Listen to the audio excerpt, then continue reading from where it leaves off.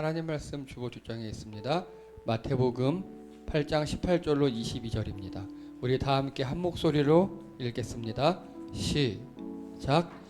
예수께서 무리가 자기 옆에 둘러서 있는 것을 보시고 제자들에게 건너편으로 가자고 말씀하셨다. 율법학자 한 사람이 다가와서 예수께 말하였다. 선생님, 나는 선생님이 가시는 곳이면 어디든지 따라가겠습니다. 예수께서 그에게 말씀하셨다. 여우도 굴이 있고 하늘을 나는 새도 보금자리가 있으나 인자는 머리 둘 곳이 없다. 또 제자 가운데 한 사람이 말하였다. 주님, 내가 먼저 가서 아버지의 장례를 치르도록 허락하여 주십시오. 예수께서 그에게 말씀하셨다. 너는 나를 따라오너라. 죽은 사람의 장례는 죽은 사람들이 치르게 두어라. 아멘. 다 함께 제목 읽겠습니다. 시작. 흩어진 자들을 위한 26 건너라. 아멘. 감사합니다.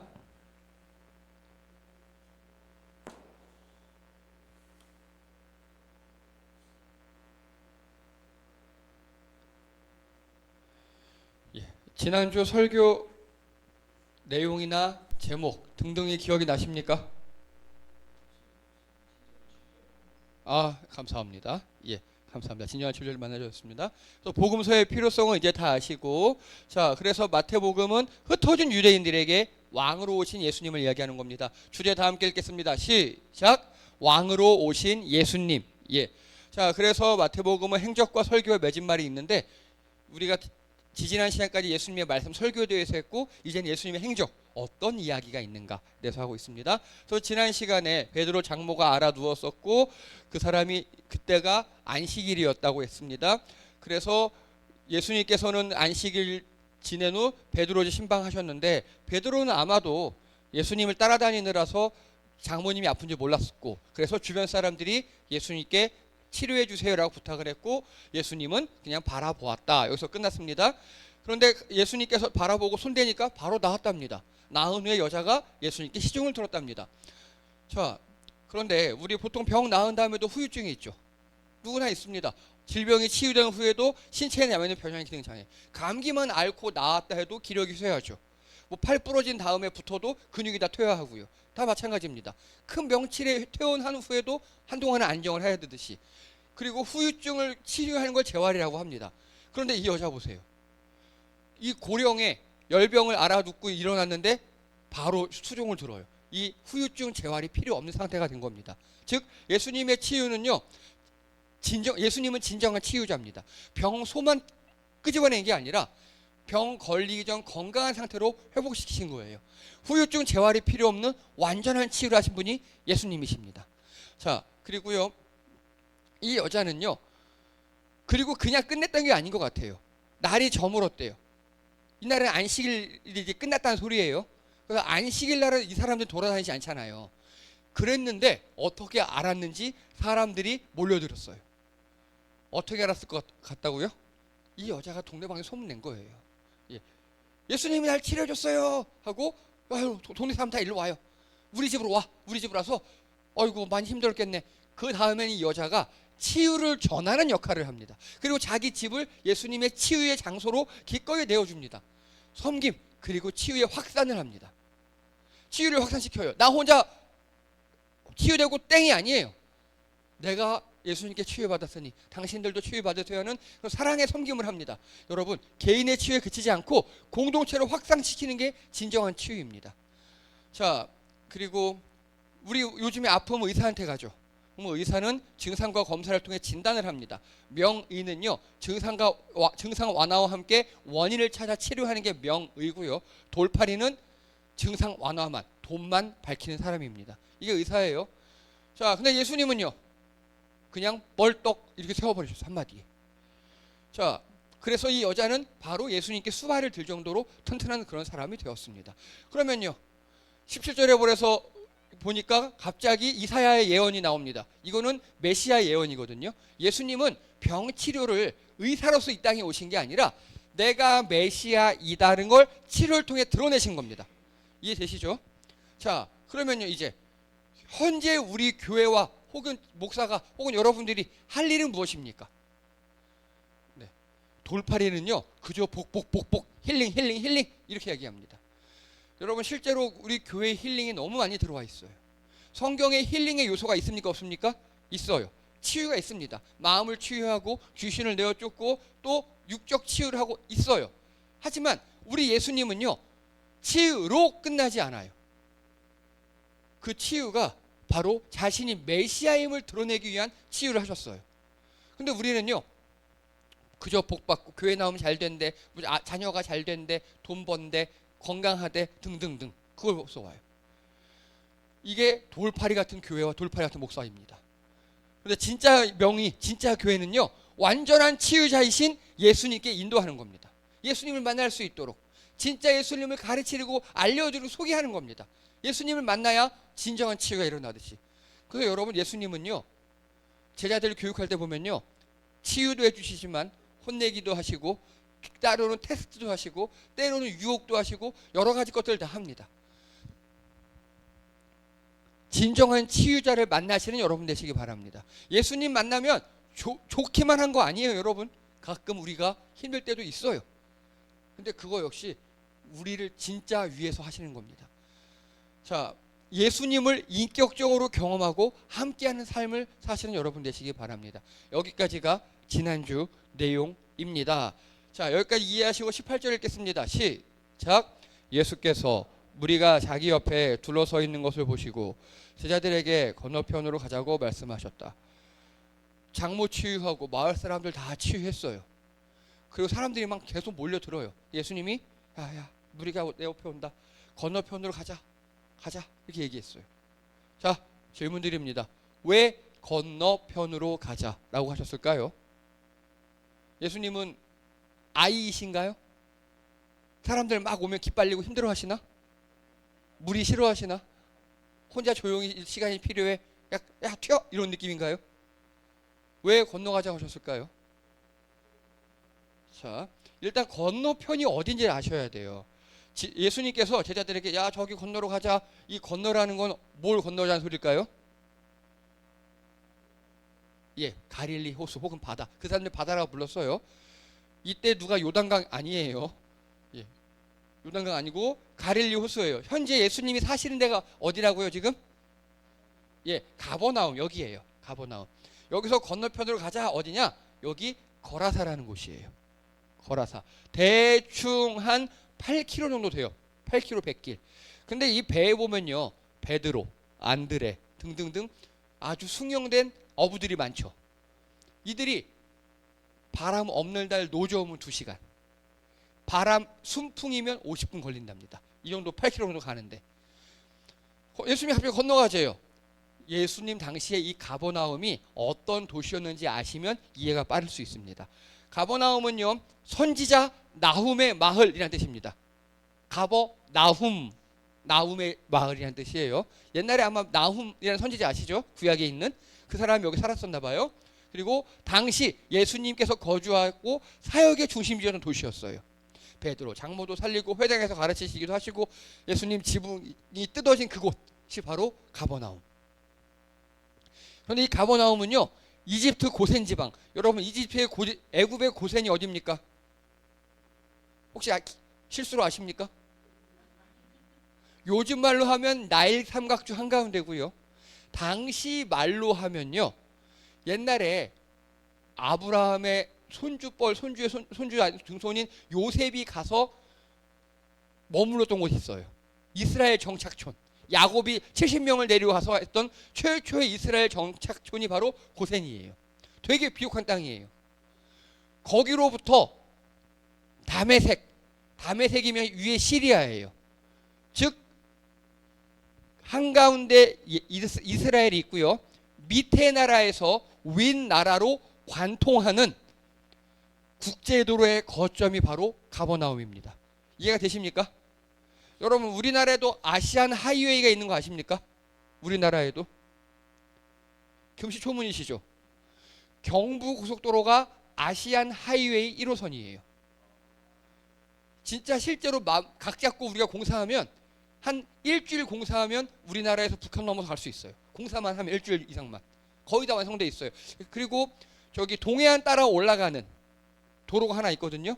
그 도로 가면서 잘 보세요. 아시안 하이웨이 6호선이라고 써 있어요. 그러니까 실제로 옛날에는 그 길로 러시아를 넘어서 저기 프랑스까지 갔어요. 실제 일제 시대 이후로 분단해서 못 가는 거지. 그런 국제 도로의 거점이 바로 가버나움이에요. 자, 그래서 가버나움에서는 누가 유명하냐? 마태요. 마태가 원래 세금 걷는 세관원이었죠. 근데 이 당시에 세관원들은 다 호별 방문이에요. 똑똑 세금 걷으러 왔습니다. 요즘 장사 잘 되냐? 세금 내라. 이러고 다녔거든요. 근데 마태는 세관 중 높은 세관. 딱 자리에 앉아 길목에 앉아서 지나가는 사람들 통행세 걷는 게 마태였어요. 이 도로가 고센의 이집트에서 다메섹 시리아까지 가는 그 중심 도로니까 거기서 지나가는 사람들 통행세를 걷는 게 마태였어요. 베드로, 안드레, 야고보, 요한이 어업에 종사했던 곳. 그래서 이스라엘의 드문 평야지대, 농업이 가능한 곳이 가버나움입니다. 즉 경제적으로 어떻겠습니까? 가버나움은 경제적으로 어마어마하게 부자인 나라였어요. 도시였어요. 그래서 그런데 마태복음 11장 23절에 보면 예수님께서 가버나움을 이렇게 평가하십니다. 가버나움아, 네가 하늘에까지 높아지겠느냐? 음부에까지 낮아지리라. 네가 행한 모든 권능을 소돔에서 행하였더라면 그 성이 오늘까지 있었으리라. 즉 내가 가버나움에서 임마 그렇게 기적을 행하고 여러 가지 했는데 네가 아직도 나를 안 믿고 이렇게 영적으로 침체돼 있어? 라고 가버나움을 책망하시는 내용이 있어요. 가버나움은 경제적으로는 풍요롭지만 영적으로는 빈곤한 도시의 대표적인 곳입니다. 이해되시죠?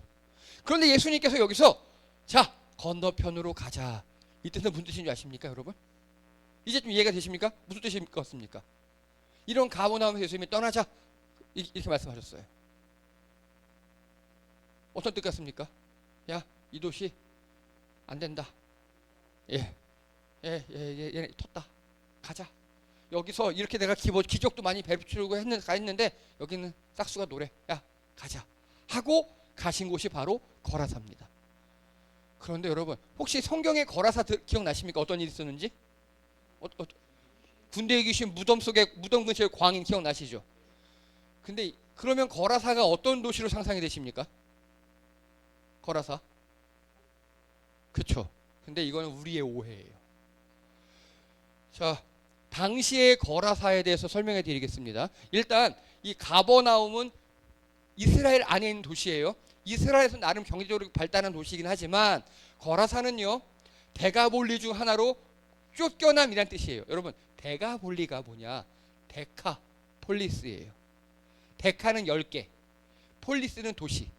즉 이 유대 말고 이 시리아 지방에 10개의 로마로부터 자치권을 인정받은 10개의 도시 연방 같은 곳이에요. 요즘 말로 하면 딱 스위스 같은 곳. 스위스도 연방이거든요. 그런 곳이에요. 중립도시 같은. 저 로마로부터 자치권 인정받았어요. 세금만 잘 내면 자치하게 해줄게. 그런 곳이에요. 그리고 자 이게 데카폴리스 유적입니다. 거라사 어떻습니까? 어마어마한 유적이죠. 저 여기 거라사는 안 가봤지만 이런 유적을 본 적이 있거든요. 어디서 봤느냐? 바로 에베소. 그만큼 발달해야 이 정도 나와요.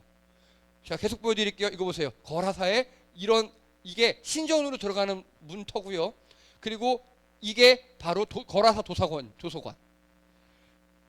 그래서 거라사는요 결코 목축업이 나는 찌질한 도시가 아닙니다. 가버나움보다 훨씬 더 발달했던 로마의 중심 도시 중 하나였어요. 이해되시죠? 이렇게 정말 우리로 치면 예수님께서 인천에서 사역하시다가 야 인천 텄다 건너가자. 서해를 건너가셔서 저기 북경이나 이런 데로 가신 거예요. 더 큰 도시로. 자 그래서 최고로 발달한 경제 행정 중심 도시. 우리로 치면 어디? 저기 북경이나 뉴욕 같은 그런 곳이에요. 무역, 상업, 축산업, 종교 산업이 발달한 곳이 거라사입니다. 근데 여러분 여기서 중요한 거예요. 경제적으로는 가버나움보다 더 세요. 그 영적으로는 빈곤해요. 근데 똑같잖아요. 가버나움이나 거라사나. 왜 가셨을까요, 예수님은 그러면? 똑같은데 왜 가셨을까요? 맞아요. 거기에 한 사람이 있잖아요. 근데 그 사람이 이제 오늘 내용을 보면 알 수 있어요. 예수님 여기에 가신 이유가 딱 그 한 사람 때문에 갔거든요. 한 사람 때문에 갔어요. 자, 그런데 예수님께서 무리가 자기 옆에 둘러서 있는 것을 보시고 제자들에게 가자고 했어요. 제자들에게. 제자는요, 예수님의 말씀에 반응하는 자입니다. 다시요. 무리가 몰려들었어요. 옆에 12제자들이 있어요. 야, 얘들아, 우리 건너편으로 가자. 근데 딱 12만 따라온 거예요. 이해되십니까? 건너편으로 가자 했는데 12만 네 알겠습니다 한 거예요. 무리는요. 무리들은 예수님 가지 마세요. 가지 마요. 따라가지는 않아요. 근데 가지는 말래요. 왜냐? 같이 있으면 나한테 이걸 줄 테니까, 고쳐줄 테니까. 가지는 말래요. 근데 따라가지는 않아요. 이게 무리입니다. 이해가 되시죠? 그래서 제자는요, 예수님 말씀에 반응하는 자예요. 예수님이 야 건너자 했을 때 네 알겠습니다 하는 사람들이 제자고요. 자 가자 했을 때 예수님 가지 말라니까 엉덩이 깔고 앉아서 예수님을 제한하는 사람이 있죠. 나는 자기는 움직이지 않고 예수님 여기 있어요 여기지. 그런 사람이 무리입니다. 무리. 그래서 무리 중에서 제자들을 불러내신 예수님이에요. 질문 드립니다. 여러분은 제자입니까? 무리입니까?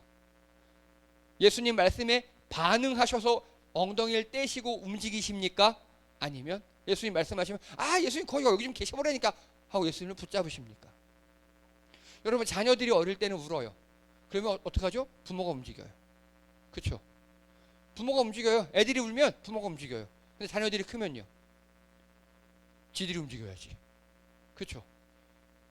그래서 지금 제자는요, 예수님을 따라 움직이는 사람들입니다. 예수님의 말씀에 따라 움직이는 사람들. 자, 예수님 주변에 당시의 인물들이 있었어요. 먼저 12제자, 사도라고 부르죠. 이들은요, 따라다니면서 배우는 사람들이에요. 수시로 배워요. 숙식을 함께 합니다. 예수님과 전임 사역을 이야기합니다. 하루 종일 예수님과 같이 있고 밥 먹고 자고 하는 사람들. 그래서 베드로는 심지어 자기 장모님이 아픈 것도 몰랐어요. 이게 12사도예요. 그리고 일반 제자들이 있어요. 일반 제자들. 이 사람들은요, 필요시에 예수님 호출합니다. 그리고 요즘 말로 파트타임 사역을 하는 거예요. 자, 우리 70인 전도대 만들어서 전도할까?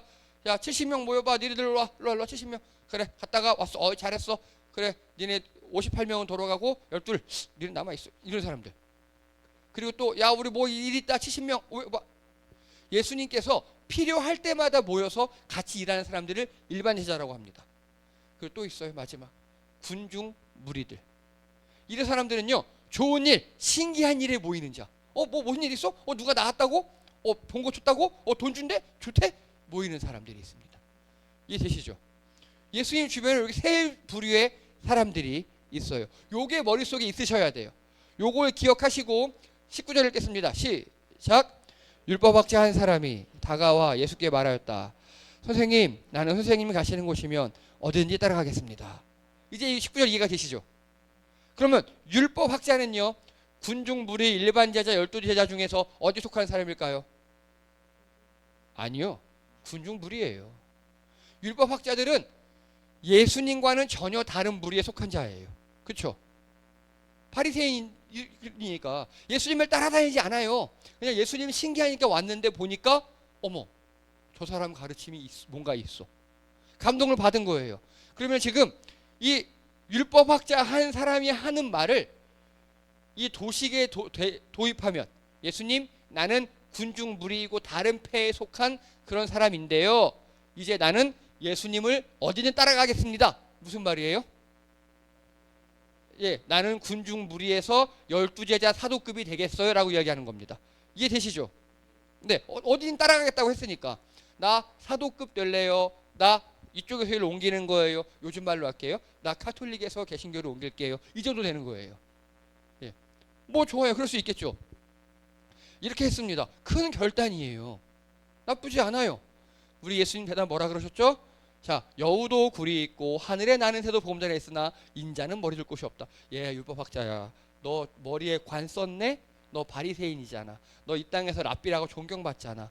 너 스승님이라고 사람들이 존경하고 너한테 와서 막 이렇게 먹을 것도 주고 대접받고 그러지. 회당 가면 네가 가르치고 설교하고 사람들이 나한테 구신굽신 하잖아. 근데 여우도 굴이 있고 새도 보금자리가 있다. 다 본거지가 있고 너도 본거지가 있지. 근데 나는 없다. 나 따라다니려면 되게 힘들어. 어때? 콜? 따라올래? 이러고 하시는 거예요. 요한복음 15장 18절에 보면 세상이 너희를 미워하면 너희보다 먼저 나를 미워한 줄 알아라. 너희가 세상에 속하였으면 세상이 자기의 것을 사랑할 것이나 너희는 세상에 속한 자가 아니요 도리어 내가 너희를 세상에 택하였기 때문에 세상이 너희를 미워하느니라. 즉, 너 바리새인이지. 바리새인은 세상에서 존경받고 세상에서 요즘 세상에서 뭐 대우받잖아. 나 따라오잖아. 세상이 널 미워할 거야. 왜냐? 나는 세상에서 속하지 않았거든. 견딜 수 있겠어? 콜? 감내할래? 그 말씀이에요. 다른 말로 하면요, 이 바리새인은 예수님이 정말 좋고 예수님의 이게 진리를 발견하고 따라간다기보다는 그런 것도 전혀 없진 않지만, 대세가 이쪽 같은데, 우리 바리새파는 좀 욕도 조금 먹고 있지만, 이쪽에 대세 같은데, 그쪽 가면 내가 좀 뭔가 기득권 유지할 수 있을 것 같은데, 그런 느낌이지 않을까 싶어요. 여러분, 제자 도는요 세상에 속하지 않는 삶입니다. 이 세상에 속하지 않아요. 우리는 하늘나라에 속한 거예요. 그래서 부귀 영화 세상의 안정과 인정을 포기하고 따르는 삶이 제자도입니다. 그런데 여러분 걱정하지 마세요. 이렇게 예수님을 늘 따라다니는 사람 12제자급 있죠. 아까 이런 사람을 제가 어떤 사역이라고 그랬죠? 전임 사역이라고 그랬죠. 그건 제가 할게요. 제가 할게요. 걱정하지 마세요. 혹시 여러분께 어떤 느낌이 왔다. 제가 목사가 되어야 될 것 같아요. 오세요. 추천서 써드릴게. 하면 돼요. 네. 근데 여러분들은요, 이 세상에 속하지 않는 삶을요, 가끔 사시면 돼요. 파트타임으로요. 여러분들이 세상에 속하지 않는 삶을 사시잖아요. 어떤 일이 벌어지느냐? 세상에 선한 영향을 끼칠 수가 없어요. 그래서 여러분, 세상에 속하긴 하셨지만 거기에 있는 대로만 안 사시면 돼요. 세상에 속하셔서 하나님의 법대로 사시는 여러분 되시기 바랍니다. 자, 그런데 이제 여러분 검은 사제들이라는 영화 혹시 아십니까? 2015년작이에요. 예, 엑소시스트고 카톨릭 사제들이 그 축기하는 그런 영화죠. 그래서 여기 포스터에 보니까 가장 위험한 곳으로 갈 준비가 되어 있습니다. 이 사람이 사제고, 이 사람은 원래 사제가 아니라 부제라 그래요. 부제. 따라다니는 사람. 예, 오늘 설교에 대입하면 이 사람은 전임 사역자고 이 사람은 파트타임 사역자예요. 강동원은. 근데 파트타임 사역자였는데 제가 이 영화에서 가장 감동받은 이거 정말 감독이 최고다 했던 부분이 어느 부분이냐? 바로 이 부분이에요. 이 부분이 어떤 부분이냐면요, 이 둘이 어떤 여고생 귀신 들린 걸 쫓으러 갔는데 너무 센 거예요. 그래서 이 사제가 자기 혼자 힘으로 안 돼요. 그런데 이 부제 보고 끼어들지 말라 그래요. 왜냐하면 끼어드는 순간 너도 노출이 돼서 이제 이 길로 백도가 안 된다고. 너도 들어오면 끝이라고. 근데 둘이 잠깐 나가서 이야기하는 장면입니다. 근데 보세요 여러분, 저 뒤에는 어때요 지금? 여기는 되게 밝죠. 되게 밝아요 뒤에는. 근데 이들이 섰는 곳은요 어둡죠. 되게 어둡죠. 저는 이거를 여기서 저도 그때 이 영화 보면서 되게 오열했어요. 내 삶이구나. 예. 사람들은 밝은 데서 흥청망청 사는데 이 전임 사역자, 파트 사역자들은 어두운 곳에 살아야 돼요. 힘든 곳에 살아야 돼요. 그리고 이 사람이 자기 이 부제한테 이렇게 이야기합니다. 아무런 보상도 없고 아무도 몰라줄 텐데 이 선을 넘을 거야. 저 이때 오열했어요. 보면서 너무 슬프고 제 얘기 같아서. 근데 이때 강동원이 어떻게 얘기했는지 아십니까? 혹시 아세요? 영화 기억나세요? 강동원이 개그를 쳐요 여기서. 저 거기 가야 된다고. 왜? 아무도 못 알아주고 보상도 없는데 신발을 놓고 왔어요. 그렇게 얘기합니다. 근데 그게 개그가 아니고요. 예수님께서 말씀하셨죠. 내 신을 하나만 신고 따라오라고. 예, 그 말씀 기억나시죠? 신발 하나만 준비하라고.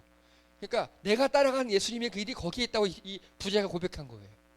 그리고 이 둘은 이제 더 이상 세상에 속하지 않는 삶을 살아요.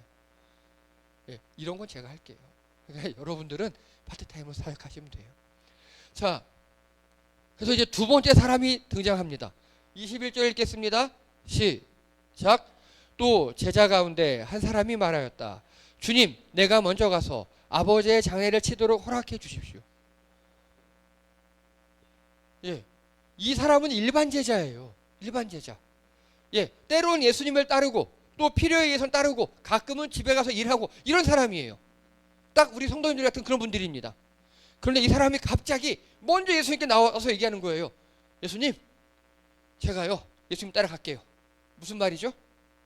일반 제자에서 12제자급으로 예수님 따라가겠습니다. 헌신하겠습니다.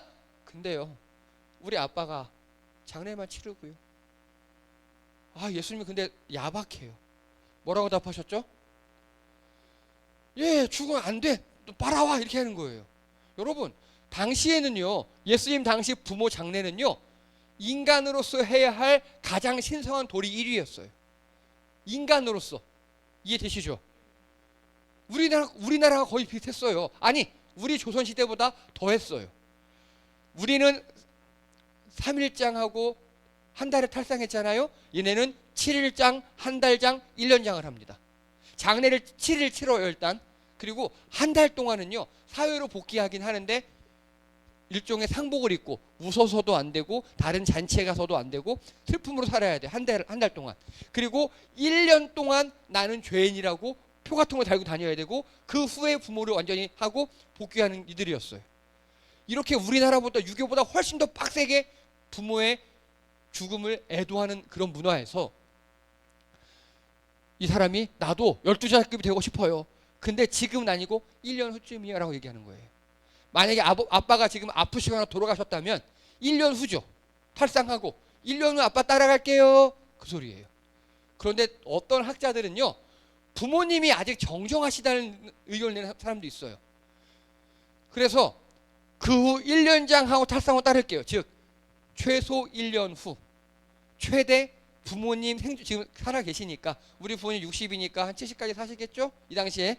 그러니까 11년 후에 따라갈게요. 이 소리입니다.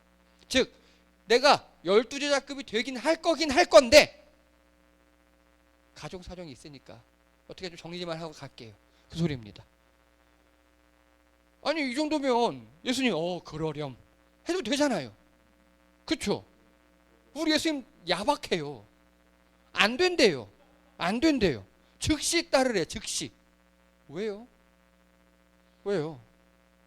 우리 예수님 이렇게 왜 야박하죠? 이런 분이 아니시잖아 원래. 자, 예수님 이렇게 말씀하십니다. 너는 나를 따라오너라. 이게 현재 명령형이에요. 지금 즉시 나우예요. 죽은 사람의 장례는 죽은 사람들이 치르게 두고 너는 나를 따르라 해요. 우리 예수님 이런 분이 아니신데. 자, 나를 따르겠다고? 그래, 좋아. 그럼 선택해. 지금 부모 장례든 뭐든 다 관두고 당장 따라와. 괄호 열고, 왜냐?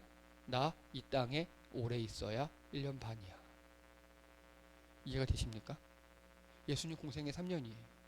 근데 이때가 벌써 1년 이상 지났을 때예요. 예수님은 지금 내 공생애 안에 한 명이라도 가르치고 싶어 하셔요. 근데 이런 제자들이 막 여기 오늘 보면 예수님 먼저 너 내 제자가 될래? 하지 않으셨어요. 사람들이 말씀 듣고 감동해서 따르겠다고 한 거예요. 근데 그 중에 이 사람은 가족의 문제가 좀 있었나 봐요. 근데 예수님 지금 급하세요. 시기가 급해요. 1년 반 정도밖에 안 남았어요. 근데 1년 후에 오겠다고? 그건 안 돼. 1년 후 지금 못하면 그때도 못해. 또 딴 핑계 생길 거야. 우선순위의 문제예요. 지금도 예수님이 우선순위가 아니잖아요. 지금은 예수님이 우선순위가 아니라 부모 장례가 우선이죠. 지금은 1년이 지났어요. 탈상했어요. 그러면 아마도 우리 애가 고3이 돼가지고요. 1년만 더 수능만 보고 가게 하면 안 될까요? 우리 애가 군대를 갔어요. 군대 말하지만 장가 간대요. 이게 실제 나오는 이야기예요. 성경에. 예. 그래서 또 딴 핑계 생길 거야. 너 말고도 장례 치를 형제들이 있잖아. 이게 뭐냐면요, 죽은 너희 아버지 장례는 영적으로 죽은 너희 형제들에게 맡기고, 영적으로 조금 살아나려는 너는 지금 당장 나를 따라와. 여러분, 이게 되게 중요한 말이에요. 잘 들어보세요. 지금 예수님이 먼저 아까 그 율법학자에게 나를 따르라, 아니면 이 사람에게 나를 따르라 하지 않으셨어요. 그 사람들이 말씀 듣고 감동해서 따르겠습니다 한 거죠. 여러분, 이건 하나님의 음성이에요. 우리들 마음속에 제가 여러분에게 여러분 이거 좀 해보시겠어요? 할 때도 있지만, 여러분이 나 이거 뭔가 좀 해야 될 것 같아 라는 마음이 들 때가 있어요. 그건 하나님의 음성입니다. 그런데 첫째 사람은요, 근데 제가 지금 내 그 권한을 놓고는 못 가겠는데요, 세상적 기득권은 못 가겠어요, 그거고. 두 번째 사람은요, 예수님 따라가고 내가 말씀 들었어요, 성경의 음성이 왔어요. 근데 우리 아빠 엄마 어떻게 한번 갈게요. 아빠 불쌍하잖아요. 1년 후에 또 다른 핑계 생긴다 그랬죠. 선택의 문제예요. 예수님은 선택을 묻는 거예요. 네가 아니 모르니 감동을 받았니 못 받았니 문제가 아니라 행동을 결정하라는 거예요. 행동을 결정하라. 여러분, 우리가 군중이고 무리일 때는 선택할 필요가 없어요. 하지만 예수님의 제자들이 되려면 그때부터 선택의 문제에 직면합니다. 선택을 하셔야 돼요. 그 선택이 바로 하나님에 대한 우리의 신앙 고백이에요. 여러분, 우리 사도신경 외우시죠, 예배할 때. 그게 신앙 고백이지만 하나님께 드려지는 삶의 예배로서는 우리 선택이에요. 어떤 선택을 하느냐. 여러분이 하나님 앞에서 무엇을 선택하고 무엇을 우선순위에 두느냐가 바로 우리의 신앙 고백입니다. 제자도는요, 지금 즉시 따르는 삶이에요. 지금 즉시. 하나님께서 내게 마음을 주셨을 그때 따르시는 여러분 되시기 바랍니다. 나는 준비가 안 됐어요, 나는 못해요. 알아요, 못하는 거. 근데 아까 찬양 때 말씀드렸죠. 주가 일하십니다. 주가 일하십니다. 못하는 거 알아요. 안 되는 거 알아요. 능력 없는 거 알아요. 오병이어밖에 없는 거 그 누구도 보다도 예수님 더 잘 알아요. 근데 그거라도 내어놓으면 주님께서 기적을 베푸시겠다는 겁니다. 그 한 걸음을 내어 디디면 하나님께서 일하시겠다는 겁니다. 말씀을 정리합니다. 오늘 설교 제목은 건너라입니다. 건너라. 지금 예수님은 제자들에게 건너편으로 가자라고 말씀하셨어요. 갈릴리 바다를 건너서 저기 유대인이 아닌 이방의 땅으로 가자고. 근데 거기에서 네? 하고 엉덩이를 띄고 일어나 건너가는 사람이야말로 진짜 12제자예요. 나머지 사람들은요, 안 갔어요, 아무도. 그런데 2명이 나타났습니다. 한 명은 무리 중에서 예수님, 제가 따라갈게요. 나는 집도 없고 아무것도 없는데 너 기득권 많잖아. 내려오고 따라올 수 있어? 탈락. 예수님, 저 따라갈 건데 우리 아빠 장례만 치르고 하면 안 될까요? 즉시 따라와. 사랑하는 성도님들, 하나님께서 우리에게 신앙생활에서 가운데 뭔가 말씀하실 때가 있어요. 뭔가 건너라 할 때가 있어요. 그때 엉덩이를 떼고 일어나서 그 물을 건너시며 주님께서 다가가신 여러분 되시기 바랍니다. 지연된 순종은 순종이 아닙니다. 지금이 바로 하나님의 때입니다. 하나님이 일하실 수 있도록 엉덩이를 떼는 여러분 되기를 주님의 이름으로 축복합니다. 기도합니다. 할렐루야. 하나님, 예수님께서 우리에게 마음을 주실 때가 있습니다. 성령께서 우리 가운데 찾아오셔서 어떤 마음을 주시고 우리를 움직이라고 하실 때가 있습니다. 그때 우리가 움직이기 원합니다. 그때 내 가진 것 그리고 또 내 주변의 상황들을 보지 아니하고 주님의 말씀만 붙잡고 일어나 그 갈릴리 호수를 건너가는 주님을 따라가는 우리 성도들 되게 도와주시옵소서. 지금이 하나님의 때인 줄 믿습니다. 우리는 연약하고 우리는 빈손이지만 우리가 엉덩이를 떼서 주님을 따라갈 때 주님께서 일하시고 하나님의 때에 하나님 하실 줄 믿습니다. 우리를 사용하여 주시옵소서. 감사드리며 예수님의 이름으로 기도드립니다. 아멘. 예, 수고하셨습니다. 교회 소식 시간입니다. 다음 주는 저희 종교개혁 508주년 기념주일 예배입니다. 그래서 저희 다음 주에 감사 헌금 준비해 주시고 또 그 무엇보다도 우리 혜성이가 드디어 세례를 받습니다. 예, 지난 주 중에 세례 문답을 다 통과했고요. 그래서 지금 저쪽 뒤에 보면 정혜연 집사님 뒤에 조그마한 통이 하나 있습니다. 하나만 들어서 보여주시겠습니까? 아니 한 개씩 한 개씩. 예. 거기다가 이 세례는요. 제가 집도하는 거지만 집도를 제가 하는 거고 우리 교회 구성원 모두가 이 사람이 이제 우리 공동체로 들어오는 것을 우리 인증합니다 하는 게 세례의식이에요. 제가 대표를 할 뿐이고요. 그래서 초대교회에는요. 물이 귀해서 각자의 집에 있는 먹을 물. 우리나라는 물이 되게 흔하잖아요. 그 당시에 물이 귀했거든요. 각자의 집에서 그 귀한 물을 가져다가 부어서 물 웅덩이를 만들고 세례를 줬습니다. 우리도 그래서 저 통을 오늘 가져가셔서 각자의 댁에서 드시는 물. 자, 다시 말씀드릴게요. 색깔 있는 물 안 돼요. 네, 색깔 있는 물 안 되고 그냥 안 되면 집에서 생수 하나 따서 부으셔도 괜찮습니다. 정수기물, 수돗물 괜찮습니다. 혜성이를 담그면 안 되잖아요. 아니 님 때는 그렇게 안 했잖아요. 네. 네. 이래서 바로의 선배가 제일 무섭다니까. 네. 예. 그리고 그렇게 세례물을 댁에서 갖고 오셔야 돼요. 댁에서 갖고 오시기 바랍니다. 저는 계속 지난주부터 시차례 노회 모임 참석하고 또 강의 나가고 있습니다. 자, 이상입니다.